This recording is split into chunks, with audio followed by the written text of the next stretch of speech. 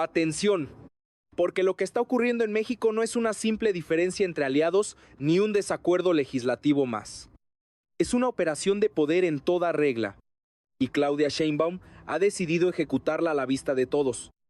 En cuestión de horas abrió dos frentes al mismo tiempo, y en ambos lanzó el mismo mensaje: el proyecto político que encabeza no va a frenarse por cálculos menores, miedos electorales ni lealtades a medias. Quien no esté dispuesto a alinearse será exhibido.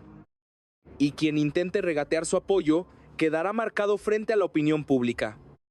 El primer frente golpea directamente al Partido del Trabajo, un aliado formal de la coalición gobernante que de pronto quedó bajo sospecha. La razón es explosiva. Sheinbaum dejó entrever que la resistencia del PT a una reforma clave no nace de una convicción democrática ni de una diferencia ideológica real, sino del temor a perder votos en 2027.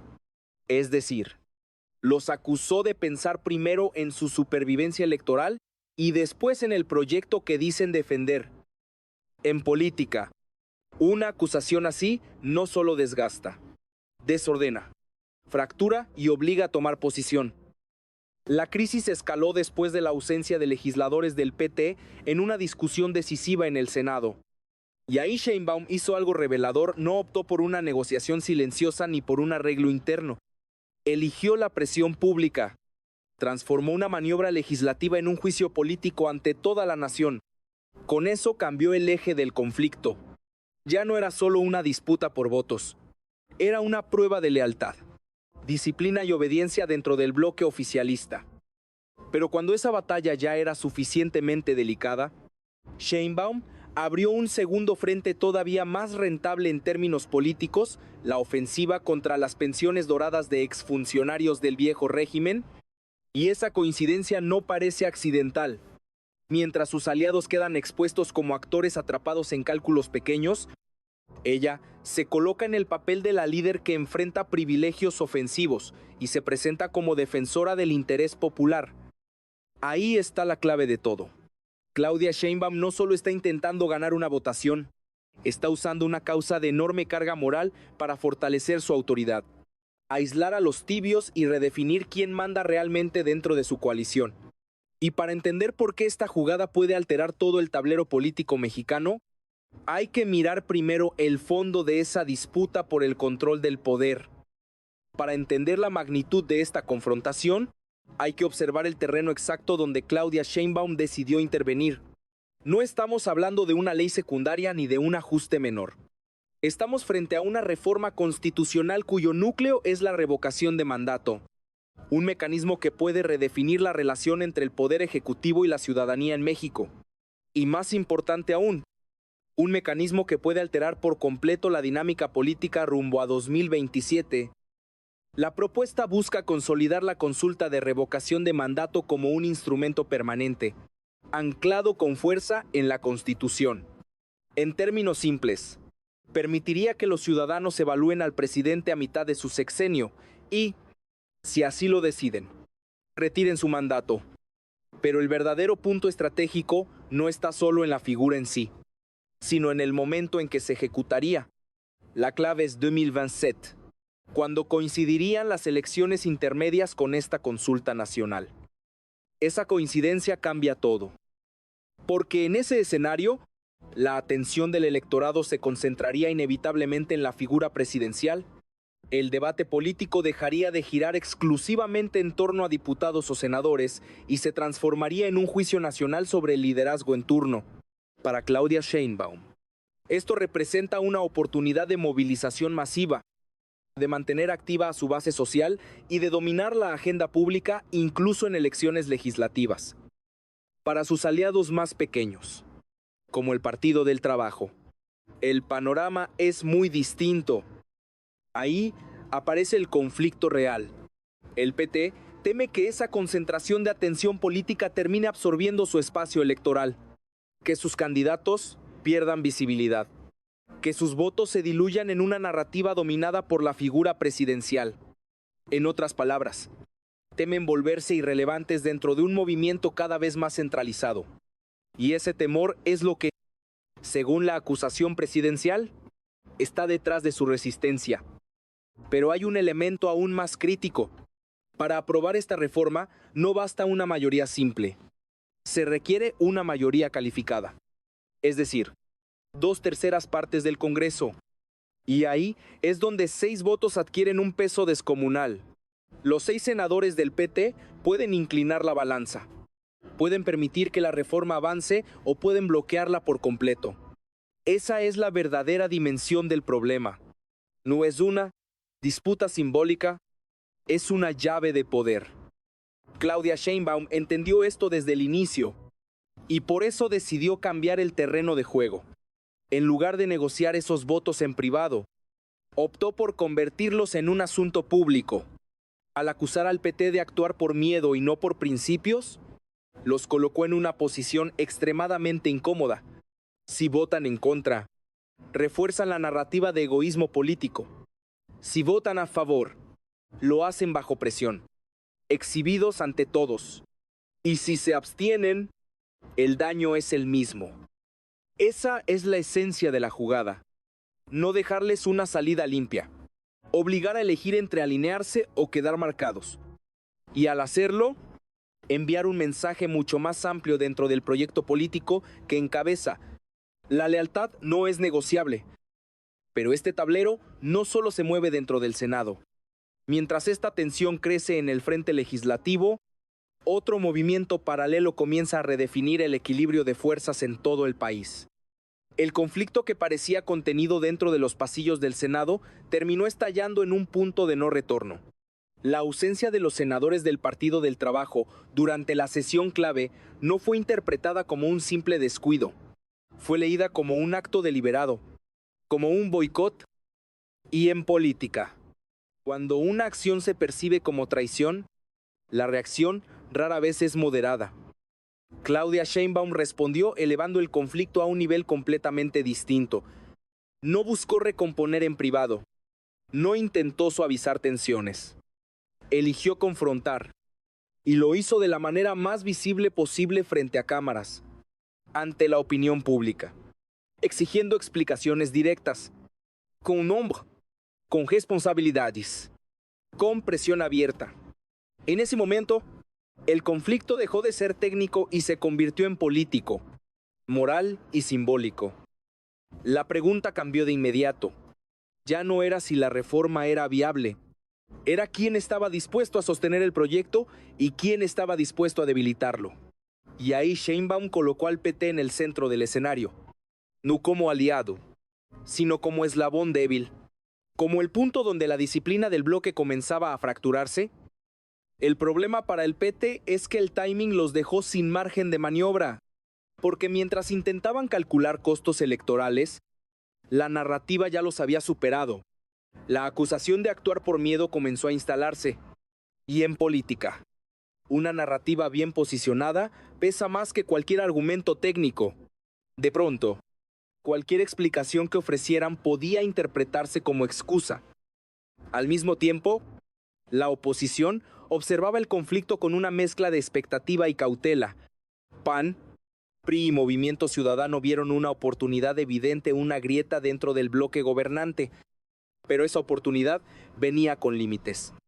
Porque intervenir demasiado podía reforzar el discurso oficial de que se trataba de una alianza entre intereses tradicionales contra el proyecto en curso.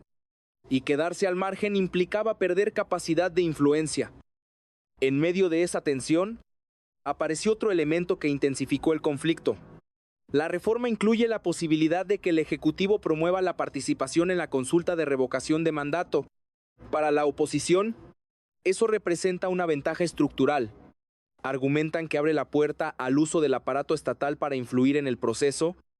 Sheinbaum, sin embargo, introdujo un matiz clave, aseguró que no hará campaña por ningún partido, ni siquiera por el suyo, sino que se limitará a informar a la ciudadanía sobre su derecho a participar.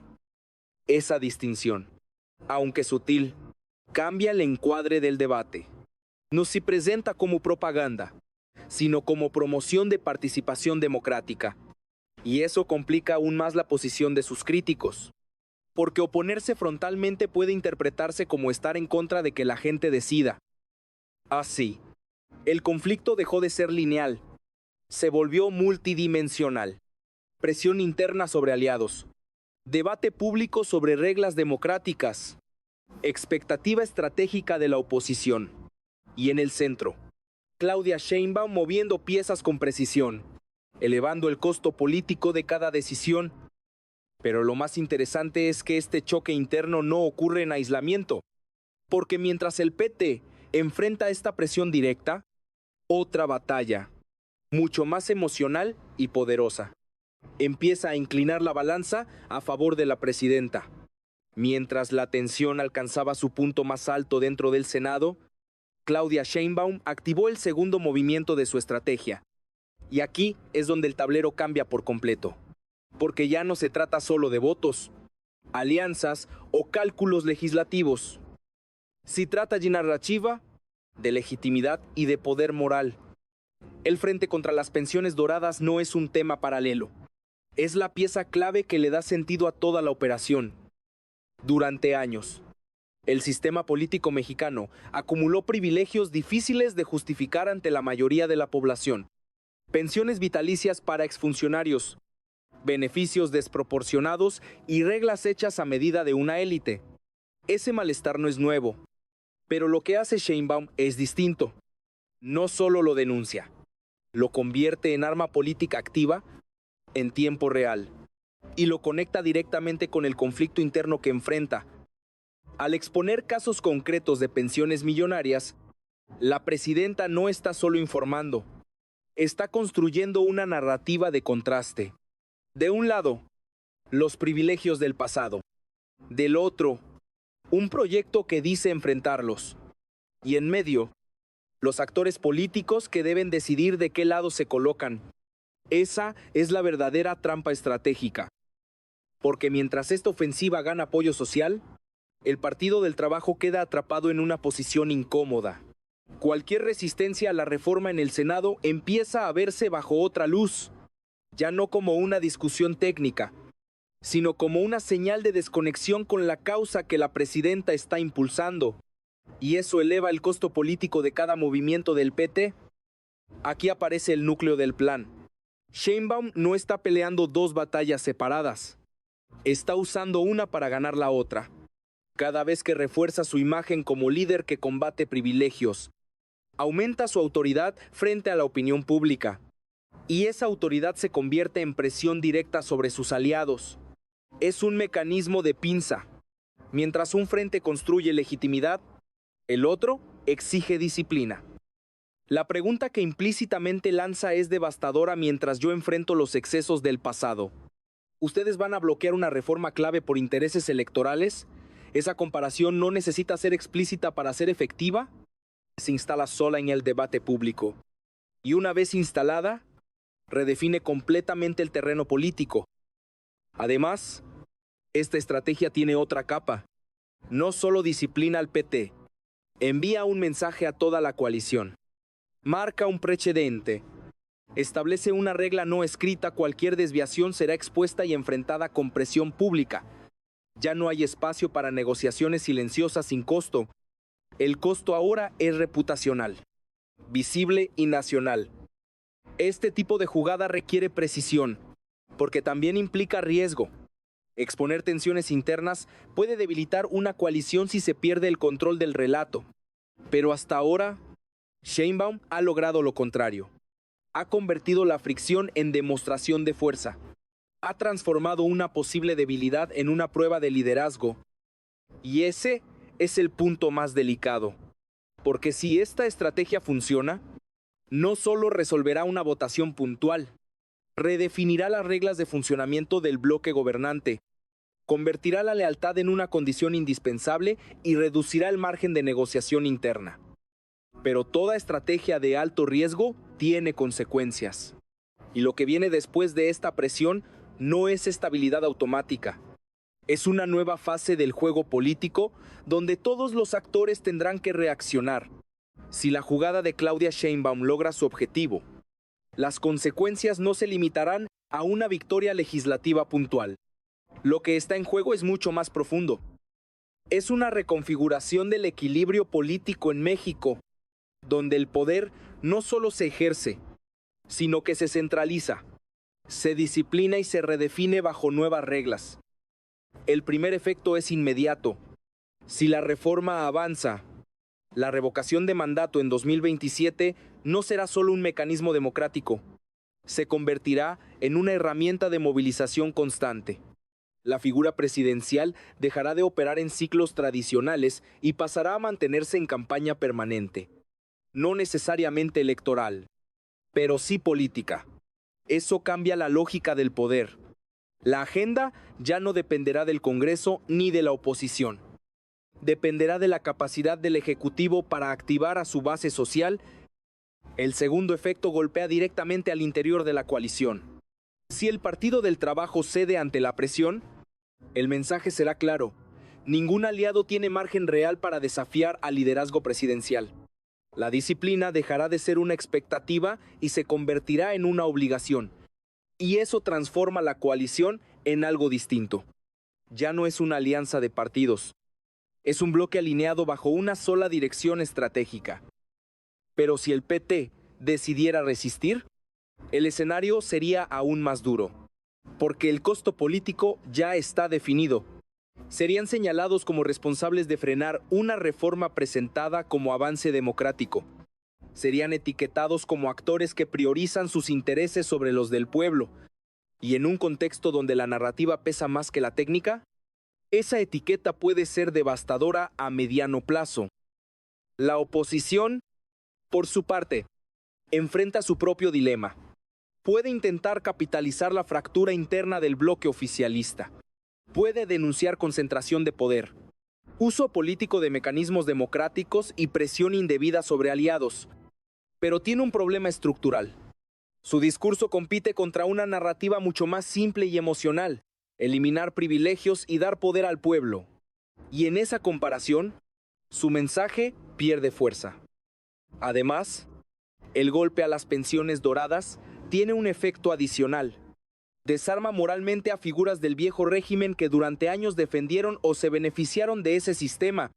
Cada caso expuesto refuerza la imagen de un pasado excesivo y de un presente que intenta corregirlo. Eso limita la capacidad de la oposición para posicionarse como alternativa creíble en temas de justicia social. Todo esto crea un efecto dominó. Un ejecutivo fortalecido, una coalición más disciplinada, una oposición debilitada en el terreno narrativo. Y sobre todo, un nuevo estándar político donde la lealtad se mide públicamente y la discrepancia tiene un costo inmediato. Pero hay una pregunta que aún queda abierta. ¿Hasta dónde puede sostenerse este modelo sin generar tensiones más profundas? Porque consolidar poder es una cosa, mantenerlo sin fisuras es otra muy distinta. Y ahí es donde todo este proceso se acerca a su punto más crítico. Lo que estamos viendo no es simplemente una serie de decisiones aisladas. Es la construcción acelerada de un nuevo orden político. Claudia Sheinbaum no solo está reaccionando a un conflicto interno ni aprovechando una causa popular. Está ejecutando una estrategia integral para redefinir el poder, sus límites y sus reglas dentro del sistema mexicano. La doble ofensiva lo deja claro. Por un lado, presiona a sus propios aliados hasta obligarlos a definirse públicamente. Por el otro, capitaliza una indignación social real para fortalecer su legitimidad. Esa combinación no es casual, es una fórmula. Primero se construye autoridad moral. Luego se utiliza esa autoridad para imponer disciplina política. Y finalmente, se consolida el control. Pero esta estrategia también revela algo más profundo. Sheinbaum no está gobernando solo para el presente inmediato. Está diseñando condiciones para el futuro. Si logra que la revocación de mandato se instale como eje político en 2027 y al mismo tiempo logra alinear completamente a su coalición, el resultado será un modelo donde la figura presidencial no solo lidera, sino que define el ritmo completo del sistema político. La gran incógnita es si este modelo generará estabilidad o si, por el contrario, sembrará tensiones que aparecerán más adelante. Porque cada vez que se reduce el margen de negociación interna, también se incrementa el riesgo de rupturas más abruptas en el futuro. Y cada vez que el poder se concentra, las reacciones, tarde o temprano, encuentran nuevas formas de expresarse. Aún así, en este momento, la balanza parece inclinarse con claridad. Sheinbaum ha logrado colocar a sus aliados contra la pared. Ha descolocado a la oposición y ha conectado con una narrativa que le da ventaja en la opinión pública. Y eso, en política, es una combinación difícil de contrarrestar. Ahora bien, todo se definirá en decisiones concretas, en votos, en posicionamientos, en quién cede y quién resiste. Porque al final, más allá del discurso, el poder se mide en resultados. Y las próximas horas marcarán si esta jugada se convierte en una consolidación definitiva o en el inicio de una nueva fase de conflicto. Si quieres seguir entendiendo cómo se mueve este tablero y qué implicaciones puede tener cada decisión, vale la pena mantener la atención en lo que viene. Porque esto no termina aquí. Apenas está entrando en su punto más decisivo.